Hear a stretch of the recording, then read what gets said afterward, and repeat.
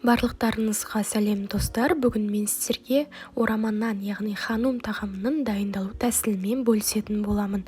Видеоны көрмес бұрын менің арнама тіркеліп, лайк басуды ұмытпаңыз. Ал ендеше кеттік.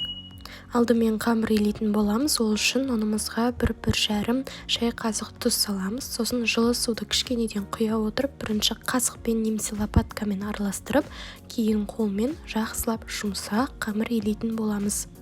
Керекті заттардың барлығын описание бөліміне жазып қалдырамын. Қамырымызды илеп болғаннан кейін бетін жауып 1 сағатқа қалдырамыз. Жарты сағат өткеннен кейін бір алып, жақсылап илеп, қайтадан бетін жауып жылы жерге қойып қоямыз.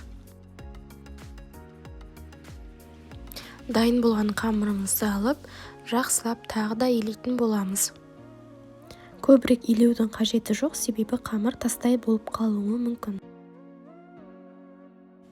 Жақсылап илеп алғаннан кейін бірнеше бөлшектерге бөлеміз.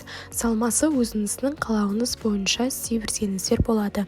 Ал енді осы қамырымызды жақсылап оқтаумен дөңгелете отырып жаямыз. Дәл видеодағыдай істесеңіздер болады.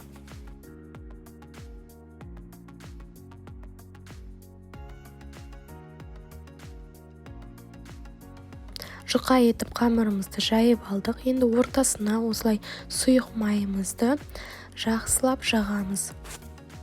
Келесі кезекте начинкамызды саламыз. Жақсылап орап, арнайы мантыварканың ыдысына саламыз. Ыдысымыз міндетті түрде сұйық май жағылған болуы қажет, және де 45 минутта осы орамамызды пісіріп аламыз. Осымен біздің орама нанымыз дайын. Қамыры өте жұқа, жұмсақ болып шықты. Міндетті түрде менің рецептіммен дайындап көріңіздер. Ас болсын!